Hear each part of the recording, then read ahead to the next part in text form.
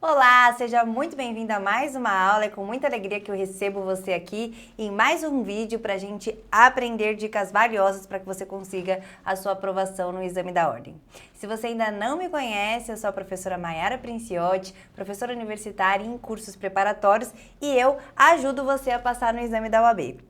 Bom, gente, eu já falei para vocês em outros vídeos aqui nesse canal que o recurso em sentido estrito contra a decisão de pronúncia é uma das 5 peças mais cobradas no exame da OAB. Então, você não pode ir para a sua prova sem saber fazer um reze, tá bom? No nosso vídeo anterior, eu expliquei para vocês tudo o que vocês precisam saber para gabaritar a peça de vocês, para fazer uma peça muito boa e muito bem, caso caia esse recurso na sua prova. Você deve ter assistido essa aula, anotado, estudado com o seu VAD ao lado. Se você não assistiu, eu recomendo fortemente que você assista. Mas aí eu sei que você assistiu a aula e se sentiu confiante. Mas na hora que você foi pegar, foi ler um enunciado e foi fazer a prova, você falou, ai meu Deus, não sei como eu coloco isso no papel. Eu não sei como que eu analiso o enunciado para eu conseguir tirar aquelas conclusões que a professora Maiara tirou durante a explicação. Eu sei tudo, mas ao mesmo tempo eu não consigo pôr no papel. E agora, como é que eu faço para redigir essa peça? Se você também está nesse limbo de desespero, eu estou aqui para te ajudar. Nesta aula, nesse vídeo, eu vou pegar na sua mão e juntos nós vamos ler o enunciado do último reze contra a pronúncia que caiu no exame de ordem. Vou mostrar para você os pontos principais no momento da leitura do enunciado que você tem que ficar atento. E depois da gente ler juntos esse enunciado, o que a gente vai fazer? A peça vai ser como se eu estivesse com você no dia da sua prova, ali sentadinha ali do seu lado.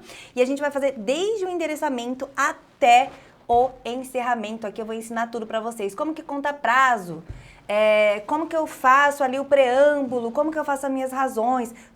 Eu até sei o direito, mas não sei como colocar as ideias no papel. Calma que esse aqui é o vídeo certo para você não ter mais essa dificuldade. Tenho certeza que depois que você assistir e for fazer a peça ali sozinho, eu deixo lição de casa aqui, viu, gente? A gente não fica só assistindo aula, não. Aqui, meus alunos também fazem lição de casa. Quando você for fazer a lição de casa, você vai fazer com muita segurança para você arrebentar no dia dessa prova. Bom, vamos lá, gente? Nossa aula, então, de hoje é reze, recurso em sentido estrito da decisão de pronúncia. Se você ainda não me adicionou nas redes sociais, vou deixar aqui o QR Code das minhas redes sociais na tela para você. Se você apontar a câmera do seu celular para esse código que está aparecendo aqui, você vai ser direcionado para as minhas redes sociais, seja Instagram, seja o Telegram, também meu grupo do WhatsApp. E é muito legal que você fique por dentro aí dessas redes, porque esse é um canal que a gente tem para conversar, para a gente se conhecer melhor, para você ficar atento aí às novidades e tudo que eu tô postando aí de novo, tá bom? Então, me adicionem lá que vai ser um prazer conversar com vocês, conhecer mais um pouquinho sobre vocês, tá bom? Aqui também, ó, deixei o Instagram da Meriton Jus, esse curso preparatório maravilhoso, que também prepara aqueles que estão pensando em fazer a segunda fase em Direito do Trabalho. Então, se você tem um amigo, aí, um conhecido, um vizinho que está fazendo, que quer fazer a segunda fase em Direito do Trabalho, sigam as redes sociais da Meriton, em especial dos professores Pedro e Bruno. E mais uma vez eu falo, gente, todo vídeo eu falo isso. Não é Pedro e Bino, tá? Do Carga Pesada, pra quem já assistiu essa série. É Pedro e Bruno, são dois professores maravilhosos, excelentes, que manjam tudo de direito do trabalho e com certeza vão conduzir vocês aí, vocês aí do mundo trabalhístico, né? Para a tão sonhada aprovação no exame de ordem e para serem futuros advogados. Bom, gente, sem mais delongas, vamos lá botar a mão na massa. Vamos aqui falar sobre o nosso recurso em sentido estrito. Vamos fazer essa peça aí, que se cair no seu exame, tenho certeza que você vai acertar e vai conseguir ser aprovado. Beleza? Vamos lá, gente? A última vez, né, que caiu o recurso em sentido estrito no exame de ordem foi contra a decisão de pronúncia. Aliás, eu falo isso na nossa aula sobre reze contra a pronúncia, que todas as vezes que o examinador pediu recurso em sentido estrito na OAB, foi contra a decisão de pronúncia. Você já deve saber que o reze, né, ele não é só para a decisão de pronúncia. A gente pode interpor reze por várias outras hipóteses que estão, por exemplo, previstas no artigo 581 do CPP, tá? Vamos pensar ali numa decisão ali que rejeita a denúncia. Cabe o quê? Cabe reze. Mas essas outras hipóteses que estão lá previstas não foram cobradas ainda, tá? A hipótese que mais cai no exame de ordem é contra a decisão de pronúncia, por isso que a gente vai fazer aqui um reze juntinhos para que você não erre, para que você saiba tudo no dia da sua prova. Vamos lá, conforme prometido, juntos, vamos ler o enunciado, né? Imagina aí que você tá lá no dia da sua prova e vai estar exatamente assim, tá? Eu copiei aqui, colei o enunciado pra gente ver como que o examinador gosta de perguntar, gosta de formular a situação, problema aqui. O nosso cliente é o Rodrigo. O Rodrigo, ele foi denunciado pelo crime de homicídio simples consumado. Viu o homicídio simples consumado, gente? Pense que esse é um crime doloso contra a vida, tá? Um crime doloso contra a vida, então a gente já associa procedimento do júri, tá? Rito do júri. Não só ali pelo crime de homicídio simples consumado, né? Ainda tinha causa de aumento de pena prevista na primeira parte do artigo 121, parágrafo 4º do Código Penal. Você tá ali fazendo a sua prova, gente, toda vez que ele citar um artigo, por mais que você conheça, pro homicídio 121, todo mundo conhece, né? Todo mundo sabe que 121 é homicídio. Tudo bem, legal. Mas dá uma lida no artigo, vê o que diz esse parágrafo 4º aqui. Será que essa causa de aumento de pena realmente era para incidir aqui? Né? Sempre dê uma lidinha, não vá assim partindo do pressuposto que você já sabe tudo. Eu sei que você sabe muita coisa. Você estudou na faculdade, você está fazendo cursinho, você está assistindo as nossas aulas aqui, mas, gente, calma, né? Cuidado com arrogância e prepotência no dia da prova. Sempre leia, tá? Porque pode ter algum ponto, apesar de você saber muito, pode ser que tenha algum ponto ali que passe despercebido por você, você vai estar nervoso no dia da prova, tá? Então, sempre leia o artigo que o examinador está trazendo aqui para você, tá bom? Então, o que aconteceu com o Rodrigo? Foi denunciado por homicídio simples consumado com causa de aumento de pena ali do parágrafo 4º do Código Penal. E perante quem? Olha só o nosso endereçamento aqui, ó. Perante o Tribunal do Júri da Comarca de São Paulo. Vejam que o examinador falou aqui a comarca pra gente. E todas essas informações que o examinador traz pra gente, a gente tem que colocar na nossa peça, tá? Sob pena aí de perdermos ponto. Então, ele já informou o nome do nosso cliente, ele já informou ali perante qual juízo ele foi denunciado, então muita atenção, tá? E aí, prosseguindo aqui, ó. De acordo com o que consta na denúncia, no dia 26 de dezembro de 2019, ali, né, um dia depois do Natal, em uma boate localizada na cidade de São Paulo, Rodrigo teria desferido um soco na barriga de João, além de ter lhe dado um empurrão que fez com que a vítima caísse em cima da garrafa de vidro que segurava. O corte gerado foi a causa eficiente da morte de João, conforme consta do laudo acostado ao procedimento. Rodrigo teria sido encaminhado por seus amigos ao hospital após os fatos, pois se mostrava descontrolado, não tendo prestado socorro à vítima. Por isso, sendo imputada a causa de aumento da primeira parte, né, do artigo 121, parágrafo 4º do Código Penal. E aí você já leu aí esse parágrafo 4º e você falou, peraí, será que essa causa de aumento aí realmente se enquadra nessa situação, né? Vamos ver, fica aí o questionamento. Você que já leu o artigo já vai ficar com a pulga atrás da orelha, né? Diante da inicial acusatória, gente, inicial acusatória é sinônimo de denúncia aqui, tá? Rodrigo procurou o seu ou sua advogada, narrando que no dia dos fatos, câmeras de segurança registraram, olha só, o momento em que uma pessoa desconhecida, de maneira furtiva, teria colocado substâncias entorpecentes em sua bebida, o que teria causado uma embriaguez completa. Gente, eu falei na nossa aula anterior, e em outras aulas aqui também a gente já viu essa tese, tá? A OAB adora essa tese de excludente da culpabilidade pela embriaguez, que é completa, que acontece nesses casos, tá? Então, preste muita atenção a essa tese, porque ela pode vir na sua prova. Rodrigo teria ficado descontrolado e, em razão disso, sem motivação, teria desferido um soco na barriga de João, empurrando-o em seguida apenas para que ele se afastasse, nem mesmo percebendo que a vítima estaria com uma garrafa de cerveja nas mãos, né? Então, vejam, ele agiu dessa maneira porque alguém colocou alguma coisa ali na bebida dele. Destacou-se quer saber por que quis lesionar João. Olha só, ele não tinha intenção, né, gente? Mas assegurou que o resultado morte não foi pretendido, ele não queria matar João, não tem aí o ânimos necandi, né, necessário para a configuração do crime de homicídio, o dolo de matar, a intenção de matar. E ele sequer aceitou esse resultado, né? Não dá nem para falar ali num dolo eventual. Que precisou, inclusive, ser submetida a tratamento psicológico em razão dos fatos, né? Isso afetou tanto o Rodrigo, nosso cliente, que ele até precisou de tratamento psicológico, porque não era isso que ele queria. Ele apresentou laudo de hospital elaborado logo após o ocorrido, constatando que, olha que importante isso aqui para nossa tese, ó. Ele estava completamente embriagado em razão da ingestão daquela substância entorpecente que teria sido colocada em sua bebida. Bem como que naquele momento, ó, vocês vão se familiarizar com esse conceito. Ele era o quê? Inteiramente incapaz de entender o caráter ilícito dos fatos. E olha a nossa causa excludente da culpabilidade aqui. Após o recebimento da denúncia, então a gente, olha ele falando também a linha processual aqui, né? Você vai lendo o enunciado e vai pensando na nossa linha processual. O que ele já falou que aconteceu? Ele já falou que o nosso cliente ele foi denunciado e agora o que ele está falando? Que a denúncia foi recebida. Então vamos andando aí na nossa linha processual. Teve também, olha só, citação e apresentação de defesa. Então, se já apresentou defesa, a gente já sabe que não é uma resposta à acusação aqui, né? Foi designada até, ó, audiência de instrução, olha a linha do tempo, e ele fala onde a gente tá. A gente tá na primeira fase do procedimento do tribunal do júri. Ele já fala aqui em que fase nós estamos.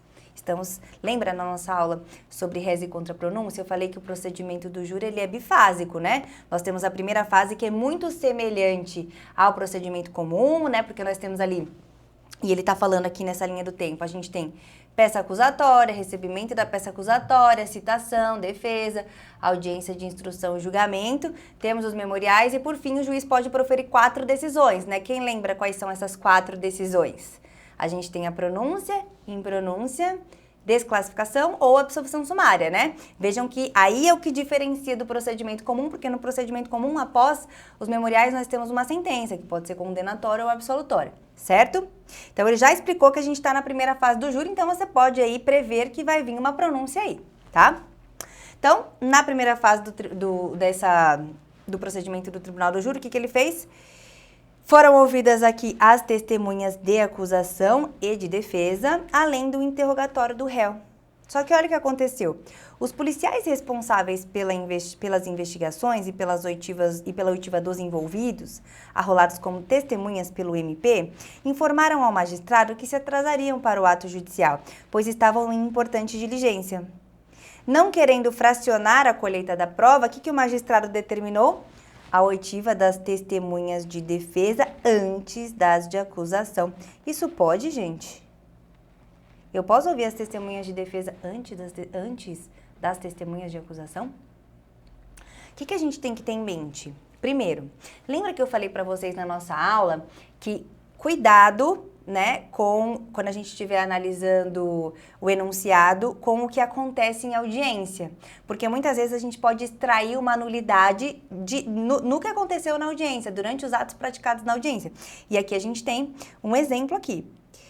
Mas mais que isso, quando a gente pensa em processo penal, eu sempre falo isso para os meus alunos, a gente tem que pensar em ação, reação. Processo penal é ação, reação. Qual que foi a ação aqui, se a gente pensar na nossa linha processual? O Ministério Público ofereceu a denúncia, ação. Veio a defesa e apresentou a resposta à acusação, reação. Depois, gente, o que acontece? Nós temos a audiência. E na audiência a gente tem que pensar também nesse esquema ação-reação, tá? E por que isso? Primeiro, eu ouço as testemunhas de acusação, ação. E depois as testemunhas de defesa. Lembrem-se que o réu ele vai estar ali se defendendo dos fatos, daquela acusação que está sendo imputada. Então ele precisa conhecer daquela acusação. Por isso que primeiro a acusação deve falar e depois eu venho e reajo. Essa é a mesma lógica da oitiva das testemunhas, tá? Então primeiro eu ouço as testemunhas de acusação, depois as testemunhas de defesa. Se eu não respeito isso, eu estou violando o princípio do contraditório, da ampla defesa. Como que eu vou me defender de uma coisa que, né, eu nem sei? A minha testemunha vai falar primeiro, mas eu nem sei do que as testemunhas de acusação vão falar, quais serão, do que eu estou sendo acusado. Então, eu estou violando ali o contraditório, ampla defesa, o devido processo legal. E se a gente olhar ali no 564, né, o 564 é o artigo do CPP que traz as nulidades, que quando a gente vai arguir uma nulidade, normalmente a gente encaixa em algum inciso ali. O 5644, ele fala que eu não posso desrespeitar, omitir formalidades essenciais ao ato. E quando o juiz faz isso, olha só quantos artigos e dispositivos e princípios ele está violando. Então, cuidado, aqui a gente já viu que teve um erro. Gente, eu sempre confundo, não sei qual que é a ordem das testemunhas, não sei se no momento da prova eu vou lembrar dessa questão de ação e reação que a Pro falou, se eu não vou me confundir. Então, vamos para um macetezinho aqui, para você não esquecer mais. Ó, testemunha de acusação. É ouvida primeiro. Ela começa com A, né? Vamos pensar aqui, a acusação começa com A. O A, ele vem antes do D, certo? Do D de testemunha de defesa. Então, como a acusação vem antes de D de defesa, então primeiro acusação, depois defesa, tá? Então, já vimos aí que temos uma nulidade para arguir aqui. Lembrem-se que no res eu também posso arguir nulidades, tá bom? Então, o que aconteceu? A defesa registrou seu inconformismo. Olha aqui a dica, ó, o examinador já deu a letra, né? A defesa já falou, epa, não estou conformado com isso. Olha aqui a dica de que tem algo errado no seu enunciado. Cada palavra importa. E ao final da instrução, o que aconteceu? O réu foi interrogado certinho, o réu tem que ser interrogado por último nesse esquema ação-reação. Vejam que por isso também que o réu é o último a falar, porque ele vai reagir ali. Teve ação, reação. Beleza? As provas colhidas indicaram que a versão apresentada por Rodrigo ao seu advogado era totalmente verdadeira. Então, realmente, ele colocaram alguma coisa na bebida dele, né? Ele estava ali embriagado, ele era inteiramente incapaz de entender ali o que ele estava fazendo. Então, isso foi demonstrado. Ou seja, a defesa, ela conseguiu comprovar a sua tese. Considerando que foi constatado o desferimento do soco e do empurrão por parte de Rodrigo em João, após a manifestação das partes, o que o juiz fez? Pronunciou o acusado. Olha a palavra-chave para a gente identificar a peça. Essa palavrinha aqui, ela tá piscando com cara de identificação da peça, né? O juiz pronunciou, mas vamos ter certeza, né, se é isso mesmo. Pronúncia eu lembro de reze, mas vamos ter certeza. Como eu tenho certeza, Pro? O juiz pronunciou o acusado nos termos da denúncia. Intimado, o Ministério Público se manteve inerte. O que é isso? Ele não fez nada, ele não recorreu, tô satisfeita, é isso que eu queria, pronunciou, maravilhoso. Rodrigo e sua defesa técnica também foram intimados da decisão, ó. Foram intimados da pronúncia. Ele põe até aqui uma data que depois ele vai pedir pra gente contar prazo. Em 5 de abril de 2021, segunda-feira.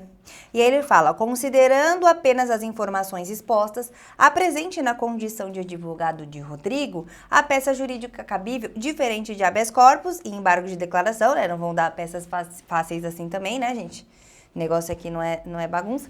Expondo as teses jurídicas de direito material e processual aplicáveis. A peça deverá ser datada no último dia do prazo para interposição, devendo ser considerado que segunda a sexta-feira são dias úteis em todo o país. Percebam que, qual foi o último ato processual aqui? Você foi intimado de qual ato processual para tomar providências? Da pronúncia. O último ato aqui praticado foi o quê? A pronúncia. Se o último ato processual praticado foi a pronúncia e você foi intimado para tomar ali a medida cabível, essa medida só pode ser o quê, gente? O nosso recurso em sentido estrito, que aqui a gente chama carinhosamente de rese. Identificamos a peça. O que mais que a gente pôde identificar aqui? A gente identificou uma nulidade, né? Já vimos que a gente tem que arguir uma nulidade. Vimos também que a gente conseguiu ali uma tese de absolvição sumária, a gente viu uma hipótese de absolvição sumária, que é a causa excludente da culpabilidade, e a gente ainda pode alegar aqui teses subsidiárias, né?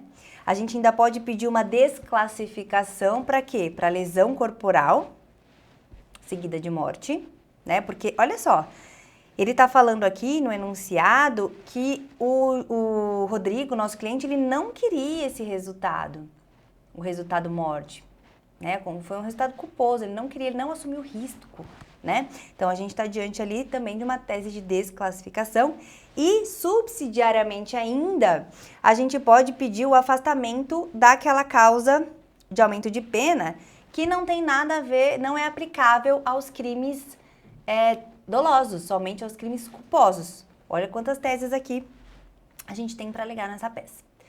Antes da gente começar a redigir a nossa peça, o que a gente faz? Se você já assistiu às minhas aulas, vocês sabem que a gente faz um roteiro que vai nortear a gente ali no momento de colocar tudo pro papel. O roteiro, gente, ele é obrigatório? Não, você vai fazer no seu rascunho, tá? Não, obviamente, você não vai fazer isso na sua folha definitiva, tá? Você vai fazer o roteirinho, que eu vou te mostrar aqui no seu rascunho. É obrigatório? Não é obrigatório. A Pro aconselha a fazer? Aconselha. Por quê? Para você não se perder, tá? No dia, vejam quantas informações a gente extraiu do enunciado. Nesse dia, hoje você está aqui comigo, a gente está junto, lado a lado. No dia da sua prova, eu queria muito estar com você, mas eu não vou poder estar. Então, você vai ter várias informações para você organizar e você vai estar nervoso, você vai ter 5 horas de prova. Aliás, eu explico sobre esse tempo de prova, gente, no nosso vídeo, como funciona a prova da UAB. E eu dou dicas valiosas, viu? Para você se preparar para esse dia. Não deixe de assistir, vamos deixar aqui o card para vocês. É importante que você faça esse roteiro para você se nortear, tá? Para você ter noção de quem é o seu cliente, não é o João, é o Rodrigo, né? Porque se é o João, já muda tudo. Para você ter uma ciência de qual tese você tem que alegar, para você organizar suas ideias, ler os artigos correspondentes, tá? Então, vamos fazer isso? Vamos fazer nosso roteirinho para não ter confusão? Quem me contratou? Foi o Rodrigo. Foi o Rodrigo que me contratou, tá? Qual que é o crime e a pena? A pena é importante também a gente sempre verificar, principalmente quando a gente vai, nas teses que a gente vai arguir prescrição, né? Para esse problema em si não foi relevante aqui. Mas a pena é importante para a gente saber qual que é o rito, por exemplo, para a gente, de repente, avaliar uma tese de prescrição, tá? Então, sempre coloque. Então, crime e a pena é o 121, parágrafo 4º do Código Penal, e aqui a gente vai considerar o crime e a pena pelo qual o seu cliente foi denunciado, tá? Pra gente trabalhar em cima disso. 121, parágrafo 4º do Código Penal, né? Tem uma pena de 6 a 20 anos, mais 1/3, né? Aqui desse parágrafo 4º. Qual que é a ação penal? É pública e incondicionada, a gente tá tratando de um homicídio aqui doloso. O rito é o do júri, aqui é muito importante, né? Aqui é muito importante eu saber que é o rito do júri, porque ele tem artigos próprios, né? Aqui a gente vai usar, por exemplo, quando a gente for pedir absolvição sumária, a gente não vai usar lá o 397, a gente vai usar aqui o 415 do Código de Processo Penal, tá? A gente também analisa se cabe o ANPP, que é o Acordo de Não Persecução Penal, que está lá no artigo 28A. Isso aqui é importante porque, caso não seja oferecido, a gente pode arguir uma nulidade, tá? Nesse caso aqui não é porque é um crime praticado com violência contra a pessoa, então não é cabível o ANPP, tá? E a suspensão condicional do processo? A gente sempre tem que analisar. Lembra na minha aula passada, gente, que eu falei para vocês que a suspensão condicional do processo, né, a falta de oferecimento da proposta, é uma tese queridinha do examinador, seja em primeira, seja em segunda fase, e a gente tem que conhecer esse artigo 89 da Lei 9.099, tá? Nesse caso aqui, não vai caber a suspensão condicional do processo por causa da pena mínima, tá? Que tem que ser ali, ela ultrapassa muito o patamar que está estabelecido no artigo 89. Aliás, se você não sabe qual que é esse patamar, eu não vou falar, eu vou pedir para você ler e grifar esse artigo, porque ele é muito importante, tá? Qual que é o momento processual que eu estou? E isso é muito importante também a gente saber, é uma informação relevantíssima. E por que ela é muito relevante? Porque é aqui que eu vou saber identificar a minha peça. É aqui que eu vou saber que peça eu vou ter que fazer, tá? E nós já vimos que o último ato aqui foi o quê? A pronúncia. O réu foi pronunciado. O que é a pronúncia? Pro, eu assisti sua aula lá, mas eu já esqueci. Lembrem-se, a pronúncia, ela começa com P de passaporte. É um passaporte para que você vá para a segunda fase do procedimento do júri. E na segunda fase você pode ser condenado ou absolvido pelo conselho de sentença, pelos jurados, tá? Então a gente não quer esse passaporte porque não é um parque legal, né? Eu até brinco que é o Jurassic Park, né? Um parque que ninguém quer entrar e ninguém quer ganhar esse passaporte, porque não é fácil mesmo você ser submetido a um julgamento pelo Tribunal do Júri. Então, a gente vai atacar essa pronúncia, a gente vai pedir para que ela seja desconsiderada e para que a nossa tese seja acolhida. Quem é competente? Isso é importante para a gente fazer o quê? O nosso endereçamento. O rese, a gente aprendeu na nossa aula que ele é uma peça bipartida. Eu tenho que fazer interposição e razões, tá? Vejam que aqui, nesse problema do enunciado, eu não vou fazer tão somente uma juntada das razões. Eu vou fazer uma petição de interposição mais as minhas razões. E por que eu não vou fazer só a juntada? Porque em nenhum momento ele falou aqui que foi interposto o recurso.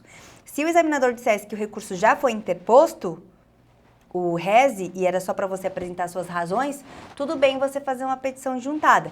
Mas percebam que ele em nenhum momento falou isso, ele só falou que você foi intimado. Foi intimado, o que você vai fazer? Interposição e razões, beleza? Por que eu tô falando isso? Para a gente saber endereçar, né? E aí, a minha interposição, quem é competente para conhecer da minha interposição? O juízo do Tribunal do Júri da comarca de São Paulo. Esse São Paulo aqui eu inventei, é porque eu moro em São Paulo? Não, está no enunciado. E se não tivesse no enunciado, o que eu ia fazer? Comarca de 3 pontinhos, reticências, tá? Bom, esse daqui é o endereçamento da minha interposição. E o endereçamento das minhas razões? Vai ser para o juiz também? Não. Aí eu vou endereçar as minhas razões para o tribunal, tá? E aqui, gente, é o Tribunal de Justiça do Estado de São Paulo, tá bom? Aí eu vou direcionar as minhas razões para lá. Quais são as teses que eu vou alegar? Já vimos que temos uma preliminar aqui para arguir de nulidade, que é a nulidade tanto pode ser da pronúncia ou da instrução, né? As duas possibilidades saíram corretas no edital. No dia da prova, coloque tudo que você puder. Nulidade da pronúncia e da instrução, né? O que a bunda não prejudica. Já falei para vocês aqui que o que você escreve a mais na prova da UAB não te prejudica, não é considerado errado. O problema é o que você escreve a menos. Então, na dúvida, escreva tudo, tá? Sem dó de exagerar. Por que houve uma nulidade aí?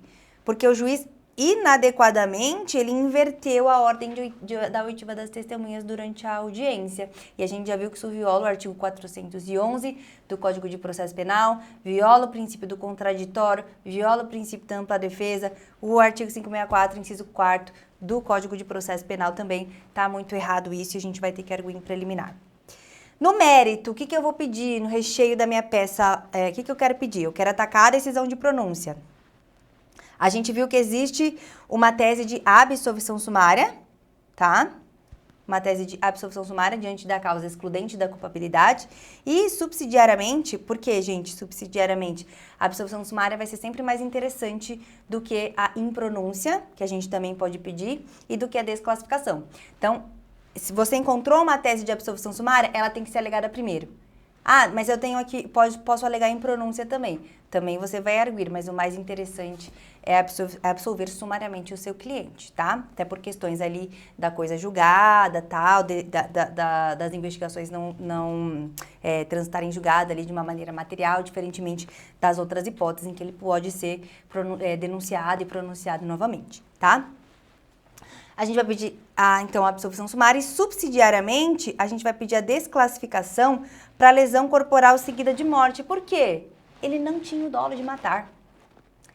Ele não tinha a intenção de matar, e isso ficou bastante claro no enunciado, tá bom? Quais são as nossas outras teses subsidiárias aqui? Lembra que eu falei na nossa aula anterior que a gente pode pedir o afastamento de qualificadoras, o afastamento de causas de aumento de pena? E nessa situação, o examinador, ele trouxe uma tese aqui de afastamento de causa de aumento de pena, que ele foi denunciado e pronunciado com a causa de aumento de pena do parágrafo 4º, que só se aplica aqui ao homicídio culposo. Olha a importância da gente ler cada palavrinha ali do artigo que é mencionado no enunciado. Talvez se você não tivesse lido, né, o candidato que não leu passou despercebido por esse detalhe e isso pontuou, gente. Isso aqui é tese subsidiária que pontua. E isso aqui pode ser determinante para dizer se você vai passar ou não. Então, você tem que ser detalhista. Cada detalhe importa no exame de ordem na segunda fase, tá? Quais são os pedidos que eu vou fazer? É muito importante, isso pontua também, que você peça o conhecimento e provimento do recurso, tá? E depois você vai fazer os pedidos relacionados às teses alegadas, colocando o fundamento jurídico, a gente vai ver como você faz isso, tá? Importante aqui também, qual que é o verbo que eu vou colocar no meu preâmbulo? A gente sabe, né, que, se eu tô falando de resposta à acusação, eu vou apresentar a minha resposta à acusação. São memoriais, eu vou apresentar os meus memoriais. São embargos de declaração, eu vou opor embargos de declaração. CHC, o habeas corpus, eu vou impetrar habeas corpus. E recurso? E se eu tô falando de um recurso em sentido estrito, de um recurso de apelação, o que eu vou fazer? Eu vou interpor. O verbo é esse, interpor. Eu não consigo lembrar, Pro. Lembra da peça de interposição? Você não vai fazer uma peça de interposição? Então, você vai interpor o seu recurso. Beleza? Bom, fizemos o nosso roteirinho, a gente já sabe tudo que a gente precisa colocar na nossa peça. Então, vamos pôr a mão na massa, né, gente? Bora aí, vem comigo aqui fazer a nossa petição de interposição. Primeiro, a gente, já falei pra vocês, reze é peça bipartida. Primeiro, a gente vai fazer interposição, depois as razões. Então, vamos para a interposição. Endereçamento, a gente começa com endereçamento. Já vimos para quem que a gente endereça, né? Ao excelentíssimo senhor doutor juiz de direito da vara criminal do Tribunal do Júri da comarca de São Paulo. E aí, já garantimos 0,10, tá? Vamos colocar ali o processo número, o nome do nosso cliente, porque essa informação consta do enunciado. Se não constar, você põe ali XX, tá? Pode pôr 3x ali e tudo bem, tá? Fulano, então, Rodrigo, já qualificado nos autos. Gente, ele já está qualificado, né? Percebam que nós estamos aqui na pronúncia já. Então, já houve investigação, já houve denúncia, já teve resposta à acusação, já teve audiência, ele já está mais do que qualificado, né? Então, já qualificado nos autos por seu procurador infracinado, seu advogado, você aí, com procuração anexa, né? Precisamos da procuração. Vem respeitosamente a presença de Vossa Excelência interpor o presente recurso em sentido estrito, com fundamento no artigo 581, inciso 4º do Código de Processo Penal. A gente viu na nossa aula anterior que este é o fundamento legal do recurso em sentido estrito contra a pronúncia. Bom, aqui então você já identificou a sua peça, então você não corre o risco de ter ela zerada, né? Você vai ganhar alguns pontinhos aí. Então, você sabe que você tá no jogo, porque errou isso aqui, escreveu a apelação, fez uma apelação, fez uns memoriais aqui, fez qualquer outra peça que não guarda relação com o recurso em sentido estrito, você vai ter que voltar no próximo exame. Então, aqui você já se garantiu, tá no jogo, tamo no jogo. Colocou o fundamento legal? Maravilhoso! 0,10 pontinhos aí, estamos caminhando rumo à aprovação. O que eu vou fazer no próximo parágrafo, ainda na minha petição de interposição? Vocês lembram, gente? O que o 589 fala? Ele traz o juízo de retratação, efeito regressivo. Esqueci, o que é isso mesmo? Bom, como eu falei na nossa aula anterior, o juízo de retratação é o seguinte. O juiz, o mesmo juiz que te pronunciou, sabe o juiz que pronunciou o seu cliente, que pronunciou o Rodrigo, ele pode analisar o seu recurso e falar, nossa, não é que a advogada tem razão? Não é que a doutora Maiara tem razão? Eu não devia ter pronunciado. Eu devia ter absolvido sumariamente. Eu não prestei atenção, mas aqui eu tenho uma causa excludente da culpabilidade. Tá errado. Então, o que eu vou fazer? Eu vou reformar minha decisão, vou absolver sumariamente. Isso pode acontecer. Então, por isso que eu peço para que ele realize esse juízo de retratação, tá? Mas pode ser que o juiz não queira se retratar. E aí eu falo o seguinte, eu peço para o juiz, né, pensar com carinho aí, no caso, coloca a fundamentação, né? Então, requeiro seja recebido o recurso e realizado o juízo de retratação, nos termos de qual artigo? 589 do CPP. E olha a importância aqui de mencionar o artigo, isso cai no gabarito, tá? Isso cai no gabarito. E aqui, ele dá como correto tanto você falar realização do juízo de retratação ou que ele faça o exercício do efeito regressivo. Ambas as expressões aqui são consideradas corretas para você colocar no seu edital. Aqui eu preferi escrever juízo de retratação, mas se você preferir colocar exercício do efeito regressivo, também constou como correto aqui. E você põe o fundamento legal nos termos do artigo 589 do CPP. Não esqueçam de colocar o fundamento legal. Pode ser, então, que o juiz não queira realizar o juízo de retratação. Então, você já tem que considerar essa possibilidade aqui na sua interposição. Você tem que colocar assim, caso mantida a decisão de pronúncia, tá bom, juiz, você não vai reformar? Tudo bem. Então, pega o meu recurso, olha lá, ó, e encaminho o recurso, já com as razões inclusas que a gente vai fazer, ao Tribunal de Justiça para o devido processamento, tá? Isso tem que constar no seu preâmbulo aqui na sua petição de interposição, beleza? Outra coisa que a gente sempre gosta de colocar é a respeito da tempestividade, tá? O examinador ele tem cobrado que você coloque a tempestividade e o dispositivo legal em que se encontra o prazo recursal. O que é tempestividade? Eu falar, informar para o juiz que o meu recurso está sendo interposto dentro do prazo legal. E a gente já viu que o prazo do rese para interposição, e aqui a gente está considerando o prazo de interposição e não de razões, que nós vimos que são prazos diferentes, o prazo para interposição é de 5 dias. Então, eu vou colocar o seguinte, ó, o presente recurso é tempestivo, já que interposto dentro do prazo de 5 dias, previsto no artigo 586 do Código de Processo Penal. E aí, falei sobre a tempestividade, né? Eu já coloco assim depois o nosso encerramento. Nestes termos, pede deferimento local, 12 de abril de 2021, advogado 3 pontinhos, OAB 3 pontinhos. Gente, da onde que eu tirei esse 12 de abril de 2021 aqui? Como que a gente chega nessa data? Por que eu coloquei isso? Vamos voltar lá no enunciado pra gente entender? Eu não tirei da minha cabeça, tá? Não é uma data que eu gosto. Não tenho nada contra essa data, tá, gente? Mas também não é a minha data favorita, não. Por que eu coloquei isso? Vamos limpar aqui a tela para ficar melhor para você entender. Vou tomar uma aguinha. Vou deixar vocês lendo o enunciado para entender por que eu coloquei isso. Vejam aí o que está grifado em negrito. Olha aqui. Rodrigo, em sua defesa técnica, Rodrigo e sua, ambos, né, foram intimados. Ambos foram intimados aqui da decisão em 5 de abril de 2021, segunda-feira. E o que ele pede aqui embaixo, ó? Que a peça ele tem que ser datado no último dia do prazo para a interposição, devendo ser considerado que segunda a sexta-feira são dias úteis em todo o país. Então, você já sabe que você foi intimado no dia 5 de abril, você já sabe que você tem que datar a sua peça no último dia do prazo, e você já sabe que o prazo do rese são de 5 dias. Legal. Como que eu faço a contagem agora desse prazo? Eu vou pegar 5, vou fazer...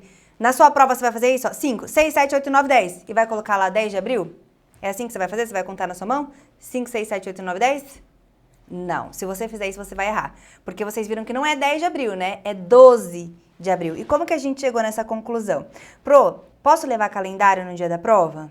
Para eu conseguir contar melhor, para ver se não tem sábado, domingo, feriado? Não, você não vai poder levar calendário.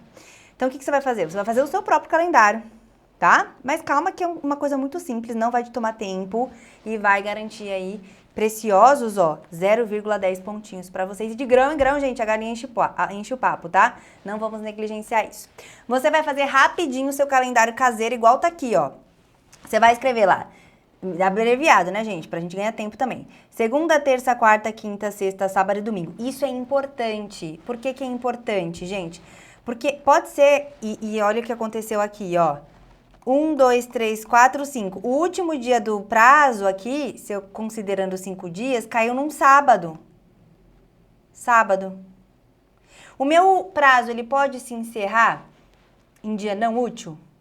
Eu tenho que sábado interpor o meu recurso, senão ele vai ser intempestivo? Não, né? A gente viu na nossa aula anterior que o prazo processual ele tem que começar e terminar em dia útil, tá? Não pode começar em sábado, não pode começar em domingo, beleza? Não pode começar em feriado, tá? Então, o que a gente vai fazer? A gente vai montar esse calendáriozinho aqui, bonitinho, certo? E aí, a gente viu que no enunciado, vamos voltar lá, o que ele falou pra gente aqui, ó? Vamos voltar pra gente ver. Por que eu coloquei o calendário daquela maneira? Ele colocou aqui que o dia 5 de abril era uma segunda-feira, certo? Então, quando você for fazer o seu calendário, vamos fazer aqui juntos, ó. Vamos fazer juntos e aí eu te mostro lá meu quadradinho, ó. Você vai escrever desse jeito lá na prova. Você vai fazer segunda, terça, é importante para você não errar. Quarta, quinta, sexta, sábado e domingo. Que dia que eu fui intimado? Eu vou colocar aqui o dia que eu fui intimado, tá? Era uma segunda-feira do dia 5 de abril, tá? Do dia 5 de abril. Eu conto, quando eu for contar, isso parece um 3, mas é um 5. Quando eu for contar o meu prazo processual, eu conto o dia da intimação? Você que assistiu minha aula vai saber, né, gente? O dia do susto, o dia da intimação, eu não conto, tá? Então, esse dia aqui eu não vou contar. Quando vai começar a contar meu prazo? No dia seguinte. Aí eu ponho aqui 6 de abril.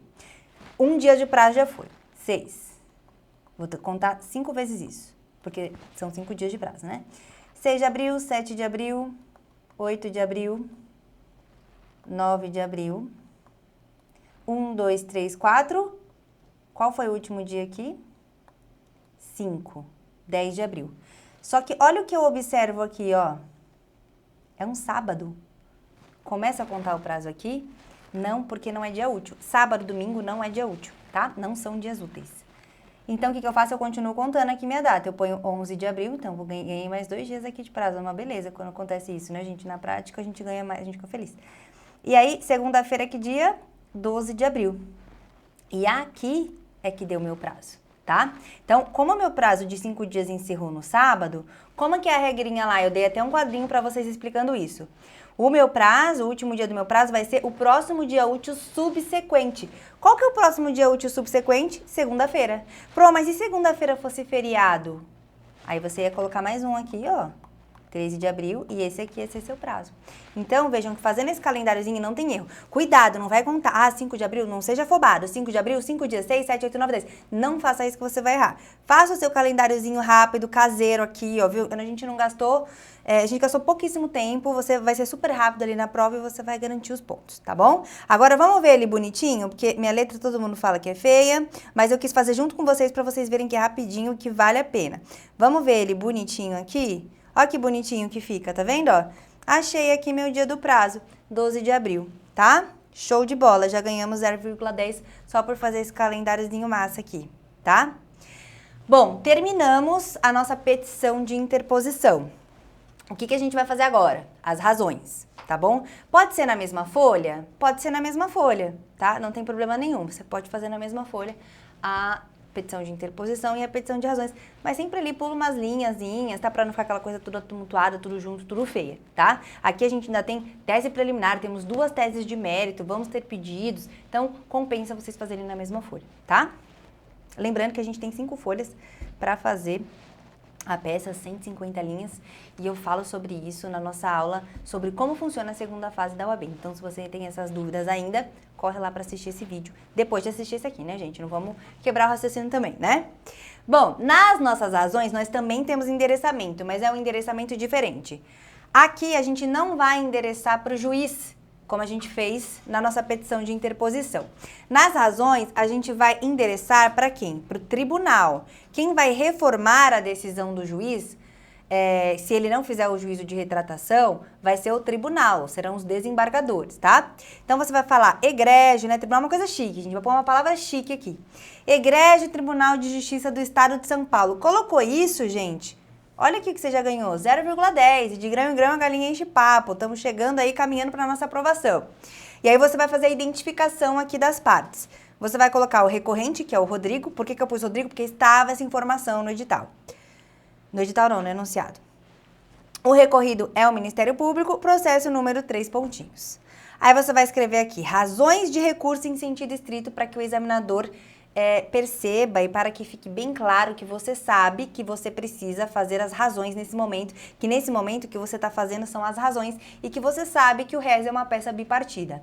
Beleza? Razões de recurso em sentido estrito. Depois a gente vai fazer a saudação, né? A gente vai falar Igreja, Tribunal de Justiça do Estado de São Paulo, Colenda Câmara Criminal, douto Procurador de Justiça. Só cuidado que se for Justiça Federal, a gente tem uma nomenclatura diferente aqui, tá? Se você não sabe qual é, corre na nossa aula anterior para descobrir que vale a pena. Fiz essa saudação? Legal. Vou falar dos fatos. Gente, fatos muito sucintamente, tá? Isso aqui não pontua. Você tá vendo que eu não coloquei? Todos eu tô colocando, tá? O que você tá pontuando pra você entender a importância de você colocar aquela informação na sua peça.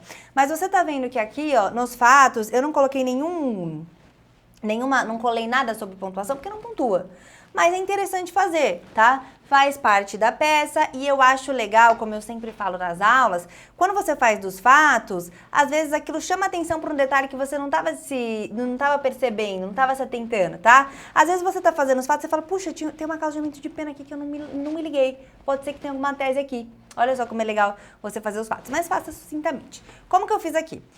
O Ministério Público denunciou o recorrente pelo crime de homicídio simples consumado com a causa de aumento de pena prevista na primeira parte do artigo 121, parágrafo 4º do Código Penal. E coloquei o momento processual, ó. Encerrada a instrução probatória, o magistrado proferiu decisão pronunciando os réus nos termos da denúncia. É isso. Fizemos os fatos. Vamos para o direito. Vamos ganhar pontos agora e muitos pontos. Vamos alegar a preliminar de nulidade. Lembra no nosso roteirinho? A gente verificou ali que houve uma nulidade, né? E aí eu já começo. A gente põe lá do direito, né? Colocamos dos fatos, vamos colocar do direito, da preliminar de nulidade. E a gente vai colocar assim, preliminarmente deve ser reconhecida a nulidade de todos os atos processuais praticados a partir da audiência, porque foi onde ocorreu a nulidade, né? Isso porque, durante a audiência de instrução e julgamento, o magistrado inverteu a ordem da oitiva das testemunhas, prevista onde? No artigo 411 do Código de Processo Penal. Olha que importante a gente citar o 411, que é o que traz essa ordem, porque ele saiu no gabarito, ó. Olha aqui, ó. Eu tinha que falar da inadequada inversão da ordem de testemunhas em desrespeito à previsão do artigo 411 do Código de Processo Penal, tá? E eu coloquei o que ele fez aqui, ó. Ele determinou a oitiva das testemunhas de defesa antes das de acusação, em razão do atraso, né, dos policiais arrolados pelo Ministério Público. Isso não é justificativa para você violar ampla defesa e contraditório e todos os princípios que nós já informamos quando a gente estava lendo enunciado, tá? Aí eu faço um outro parágrafo falando assim. De acordo com o artigo acima citado, 411, na audiência de instrução e julgamento deverão ser ouvidas as testemunhas de acusação e de defesa nesta ordem. O 411 é claro. É certo que a inversão da ordem da oitiva das testemunhas violou o exercício da ampla defesa e contraditório. Aliás, gente, um parêntese aqui. Esses princípios do contraditório, da ampla defesa e do devido processo legal são queridinhos do examinador da FGV quando estamos falando de nulidades. Então, você quer arguir uma nulidade, você não sabe o que colocar, não identificou? Coloca violação do devido processo legal, do contraditório, da ampla defesa, que a chance de você acertar e pontuar é muito grande. E vejam que esses princípios, eles estão aqui no gabarito, ó. Violação da ampla defesa, do contraditório, do devido processo legal. E o artigo correspondente, né? Estão lá no artigo 5º da nossa Constituição Federal.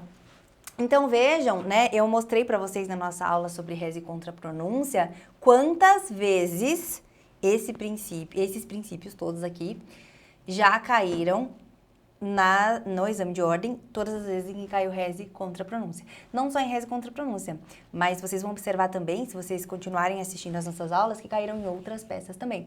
Então, gente, na dúvida ali, coloca esses princípios que a chance de você pontuar vai ser grande, tá bom? Então, vamos lá. Então, violou o exercício da ampla defesa e contraditório previsto no artigo 5º da Constituição Federal e feriu o princípio do devido processo legal também no artigo 5º e coloquem sempre o inciso correspondente, tá, gente? Inclusive aqui, ó, faltou um, tá, gente? Esse é 54 aqui, tá? Esse erro aqui, inclusive, gente, foi proposital, tá? Porque no dia da sua prova você vai ter que informar direitinho o artigo e respectivo inciso, tá? Aqui 55, aqui 54. Olha aqui no nosso gabarito, ó. Saiu bonitinho o artigo. Se você omite qualquer informação, se você coloca só artigo 5º, você não pontua, tá? E não é isso que nós queremos. Cada ponto, como eu sempre falo aqui, importa muito, tá bom? O que a gente vai falar também? Além disso, ó, ao realizar a inadequada inversão da ordem da oitiva das testemunhas, o magistrado omitiu formalidade essencial ao ato. Aonde que eu tirei essa frase bonita aqui, omitiu formalidade essencial ao ato? Eu fui lá no artigo 564, inciso 4º, e ele fala justamente isso, que constitui nulidade a omissão de formalidade essencial ao ato. E aqui vai uma dica. Se você tem dificuldade de colocar no papel, e é o que muitos alunos me relatam, eu sei que muitas pessoas têm essa dificuldade, é natural, coloque as palavras do artigo dentro da situação que você está narrando. E foi justamente o que eu fiz aqui, ó. Omitiu formalidade essencial ao ato. E qual que é a consequência? A gente usa um conectivo, né? Do razão pela qual, poderia ser motivo pelo qual, poderia ser portanto. Razão pela qual deve ser declarada a nulidade da instrução nos termos do artigo 564, inciso 4º do Código de Processo Penal. E aí, de novo aqui, vamos apagar aqui para que vocês consigam enxergar melhor. Estamos gabaritando aqui mais um ponto do edital. E, gente, só de alegar isso, olha quantos pontos a gente tem, ó. 0,40 aqui, só por falar do 411 e da inversão na ordem da oitiva das testemunhas, a gente já tem aqui 0,40. Quando a gente pede a nulidade da pronúncia e dos atos processuais, fala da ampla defesa, ó, você já garante aqui, ó, ampla defesa contraditória, ó, já tem 0,15, ó. E cita os artigos direitinho com os incisos, você já tem 0,10, ó. Só aqui a gente ia ter 0,40 mais 0,55. Olha quantos pontos aqui, só por arguir a nossa nulidade. Então, cuidado com as nulidades, porque elas garantem bastante ponto que a gente precisa para você ser aprovado, tá bom? Ainda... Bom, falamos das preliminares, né? Vamos agora para o mérito. O que eu vou pedir no mérito? Eu vou pedir a absolvição sumária diante da embriaguez completa e acidental. Aliás, gente, voltando aqui, ó, quando a gente for falar de preliminares, até a gente deixa bem claro, tá? Para o examinador já, para quem vai corrigir na sua prova, qual que é a nossa finalidade, tá? Eu não gosto de escrever só preliminar. Aliás, aqui, para deixar mais claro ainda, a gente podia colocar assim, da preliminar de nulidade pela inversão na ordem da oitiva das testemunhas, tá? Você poderia até colocar isso, já para deixar bem claro para ele que você sacou o que é, tá? Não é obrigatório, mas o que eu acho? Eu acho que fica muito mais fácil para ele corrigir de cara, de plano, ele já vai entender que você tá colocando aí o que foi pedido no enunciado, tá? Qual que é a proposta aqui. A mesma coisa aqui, ó, da absolvição sumária diante da embriaguez completa e acidental. Então, já coloco aqui o que eu quero. O recorrente deve ser absolvido sumariamente, e a gente sempre põe um fundamento legal, tá? Nos termos do artigo 415, inciso 4º do Código de Processo Penal, diante da manifesta causa excludente de culpabilidade, palavras também que eu tirei do artigo, né? Então, veja, às vezes você tem dificuldade de pôr no papel, mas o artigo já tá dando que você tem que escrever, tá? E olha só, e é isso que está no seu gabarito, ó. Você vai pedir a absolvição sumária diante da manifesta causa de isenção de pena ou excludente de culpabilidade nos termos do 415, inciso 4º do CPP, e aqui você já tem 0,55 pontos. E a gente vai desenvolver, né, a tese. Lembra que na nossa aula sobre como funciona o exame de ordem, eu deixo bem claro para vocês que o examinador, ele tá avaliando o seu raciocínio jurídico. Não adianta você chegar aqui e jogar um monte de artigo sem sentido nenhum, sem correlacionar a situação, que você não vai pontuar, tá? Eu deixei isso bem claro nesse vídeo para vocês. Então, vamos agora fazer a correlação aqui com o caso concreto, ó. De acordo com a denúncia, desculpem, Rodrigo teria desferido um soco na barriga de João, além de ter lhe dado um empurrão que fez com que a vítima caísse em cima da garrafa de vidro que segurava, razão pela qual foi denunciado pelo crime de homicídio simples com a causa de aumento de pena prevista na primeira parte do 121, parágrafo 4º do Código Penal. Contudo, ou você poderia pôr todavia, porém, mas, tá? Depreende-se do laudo pericial elaborado logo após o ocorrido que Rodrigo estava completamente embriagado em razão de substância entorpecente que havia sido colocada em sua bebida sem que ele percebesse. Dessa forma, a imputabilidade do agente restou afastada. Nos termos do artigo 28, a gente sempre põe o fundamento, tá? Parágrafo 1º do Código Penal, em razão da embriaguez completa, proveniente de caso fortuito ou força maior, que o tornou inteiramente incapaz de entender o caráter ilícito do fato. E olha só, o afastamento da imputabilidade penal em razão da embriaguez. E eu mencionar que ela foi completa, que isso é importante, tá, gente? Não é qualquer embriaguez que vai afastar aí a culpabilidade. E falar que ela foi decorrente de caso fortuito ou força maior, né? Não foi porque ele quis aqui, e que isso o tornou inteiramente incapaz de entender o caráter ilícito do fato. E colocar aqui, ó, o fundamento legal, já garantiu mais 0,55. e assim você está cada vez mais próximo da sua aprovação, tá? Mas foi só essa tese que a gente encontrou? Não, a gente encontrou mais uma. A gente falou da absolvição sumária primeiro porque ela é mais interessante para o meu cliente, mas eu também posso pedir a desclassificação para crime não doloso contra a vida, né, além do enunciado. Vejam que a absolvição sumária é mais interessante porque se eu sou absolvido sumariamente, acabou. Eu não vou ser, meu cliente não vai ser submetido a julgamento pelo tribunal do júri nem por qualquer outro juiz. Acabou ali, ele foi absolvido, ele segue livre e feliz a vida dele. Já se houver a desclassificação para crime não doloso contra a vida, o que eu vou pedir? A remessa dos autos para o juízo competente. A desclassificação aqui só vai tirar o procedimento, o processo da vara do tribunal do júri. Mas o processo vai continuar com outro juiz, o juiz comum, da vara comum, tá bom? Então, é sempre mais interessante eu pedir a absolvição sumária, porque acabou. E aí, depois, subsidiariamente, eu peço a desclassificação aí, e no caso concreto, para crime não doloso contra a vida, tá? Então, como que a gente vai escrever isso? Como mencionado anteriormente, já falamos, o acusado foi denunciado pelo crime de homicídio doloso, com causa de aumento de pena. Contudo, apesar do resultado morte de João, o recorrente não desejava esse resultado e nem aceitava. Ele não quis e nem aceitou o risco, ou seja, não tem um dolo direto nem eventual aqui no resultado morte. No caso, o que Rodrigo queria? Desferir um soco na barriga da vítima e um empurrão, tendo apenas a intenção que de causar lesão corporal, mas não a morte dele. Lembra que ele até chegou a fazer tratamento psicológico por causa disso? Vislumbra-se, portanto, que na conduta do réu houve dolo na lesão, ou seja, ele queria agredir, mas o resultado morte decorreu de culpa. Então, teve culpa em relação ao resultado morte. Assim, em tese, Rodrigo deveria responder pelo crime de lesão corporal seguida de morte, previsto no artigo 129, parágrafo 3º do Código Penal, o qual não é doloso contra a vida.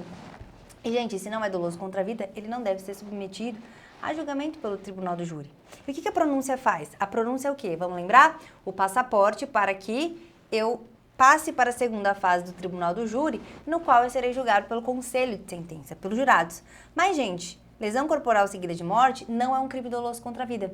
Lembra que eu falei para vocês na aula anterior quais são os crimes dolosos contra a vida? A gente tem aborto, a gente tem infanticídio, temos homicídio, induzimento ou instigação ao suicídio, mas não temos a lesão corporal. Ainda que ela resulte de morte, ainda que seja uma lesão com resultado morte, ela não vai a julgamento pelo tribunal do júri. Então, o que eu tenho que pedir aqui? Olha, meu cliente não deve ser julgado pelo tribunal do júri, não é rito do júri isso aqui, é juízo comum, remete para o juiz comum, tá? Então, o que eu vou colocar assim? Dessa forma, caso não seja reconhecida a absolvição sumária, requer subsidiariamente a desclassificação do crime imputado para o delito de lesão corporal seguido de morte, na forma do artigo 419 do Código de Processo Penal, encaminhando seus autos ao juiz singular, que é quem tem competência para julgar crimes dessa natureza, tá?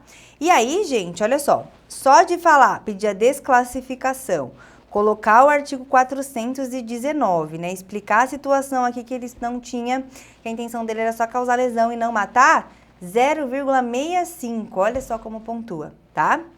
E se eu falar assim, que ele deveria responder pelo crime de lesão corporal, né, seguida de morte, não pelo homicídio, já dei aqui, ó, 0,40. Vejam que no gabarito sempre saem os dispositivos legais, tá? Então, às vezes a gente se atém tanto ao fato, tanta tese, tanto ao nosso raciocínio e esquece de citar os artigos. Mas a gente precisa citar para pontuar, tá bom? Bom, já fizemos a nossa tese de absolvição sumária, de desclassificação. Agora temos mais uma tese subsidiária, lembra? A gente vai falar sobre o afastamento da causa de aumento de pena. Aí eu coloco ainda subsidiariamente, caso não acolhidas as teses anteriores, deve ser afastada a causa de aumento de pena prevista na primeira parte do artigo 121, parágrafo 4º do Código Penal. E por quê? Isso porque, eu já coloco a conclusão. A causa de aumento de pena referida somente é aplicável ao crime de homicídio culposo, conforme se depreende da primeira parte desse próprio artigo, o 121, parágrafo 4º do Código Penal. E no presente caso, o delito imputado ao recorrente, não tínhamos dúvidas, foi o de homicídio doloso, sendo, portanto, inaplicável tal caso de aumento de pena. E aí, olha só por pedir o afastamento da causa de aumento de pena, a gente já tem aqui 0,30. E explicando que ela só é aplicável ao homicídio culposo, e aqui se tratava de um doloso, eu já tenho 0,40, totalizando aí, gente, 0,70 pontos. Olha só como é importante a gente se atentar às teses subsidiárias e como elas pontuam bem, tá?